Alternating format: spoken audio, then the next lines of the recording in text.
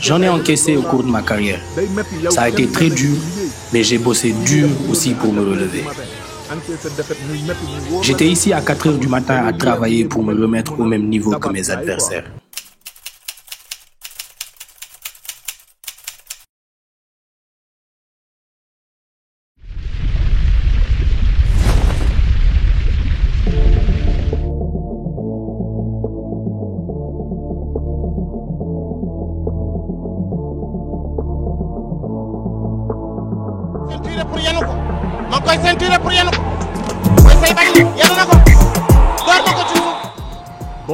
La lutte a beaucoup fait pour moi. Je n'oublierai jamais quand je suis parti voir mon père aux HLM pour lui dire qu'on me proposait un combat contre Sa Cadior numéro 2. C'était mon premier combat. Il avait beaucoup prié pour moi. Avant cela, j'avais participé à des mbapat sans qu'il ne le sache. Cependant, il avait déjà certains égos. Raison pour laquelle je n'ai pas pu lui cacher mon premier combat dans l'arène. Mais néanmoins, il n'a cessé de formuler des prières pour moi. Et depuis, je ne regrette rien, car je suis le champion que je suis aujourd'hui.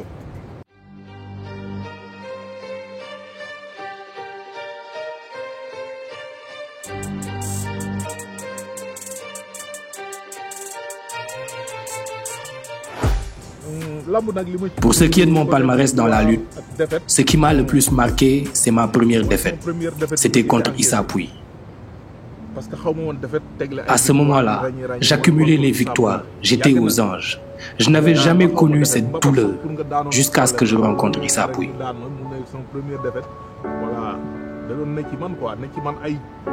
Il m'a fallu des mois pour me remettre de ce combat. Mais après, les choses se sont enchaînées et de plus belle. Voilà, bëre naa fi daan naa fi ay nit tegle ay 10 victoires 6 des fois ñu daan la voilà après da nga koy miin quoi.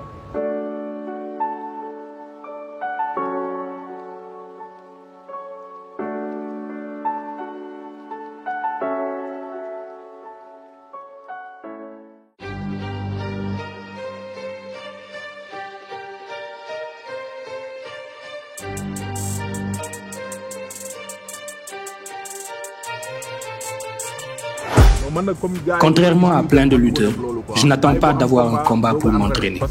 Je le fais tous les jours. Oui, il y en a qui attendent de recevoir l'avance pour pouvoir s'entraîner. Moi, c'est tous les jours. Et c'est ce qui me permet de maintenir cette excellente condition physique en tout temps.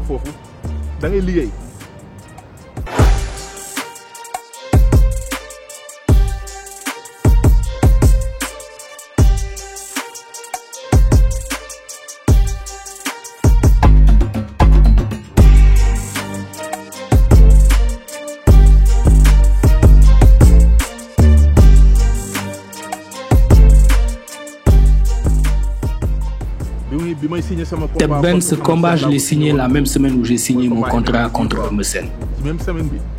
Cela doit faire maintenant un peu moins de 2 ans. Je dois maintenant le rencontrer et je vous promets que ce sera épique. C'est mon premier combat en MMA, certes. Je côtoie plein de champions. J'en profite pour saluer aussi Souleymane Baye Boxeur, qui lui a une salle d'entraînement aux Almadies et qui m'encadre. Je salue aussi Ali Yag depuis Paris, qui fait partie de ceux qui m'ont motivé à débuter le MMA, avec El Hadj Thioune, Papa et j'en passe. Le MMA, ce n'est pas quelque chose que l'on fait juste parce qu'on a l'occasion de le faire. Il faut y croire avant tout, même s'il est vrai que c'est ma carrière de lutteur qui m'y a conduit. Mais je compte devenir un champion dans ce sport.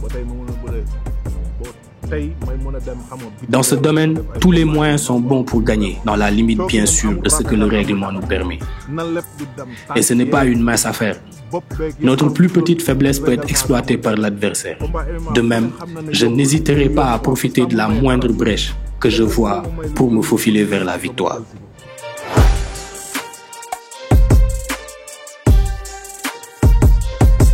À Tep Benz, le seul conseil que je peux lui donner, c'est de faire tout pour être prêt à affronter la condition physique que j'ai actuellement.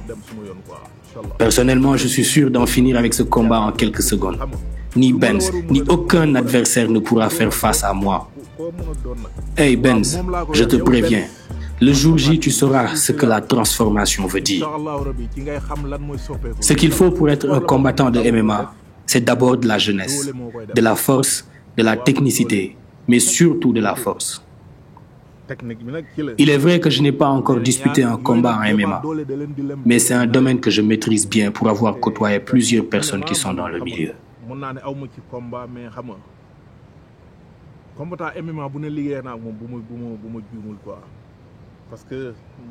J'ai aussi eu à m'entraîner dans la salle Eric Favre Gym à Abidjan, que je salue au passage.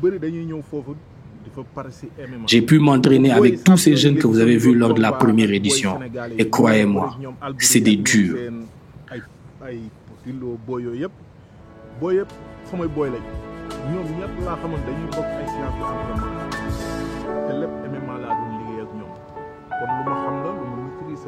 J'en profite aussi pour remercier mon ami et frère Blindé, avec qui je m'entraîne souvent et qui est un fin connaisseur du MMA.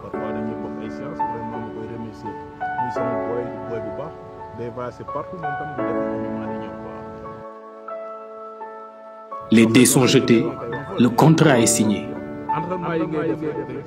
Là, place au fight. Il faut se donner à fond et c'est ce que je vais faire. En pensant à la famille, aux amis.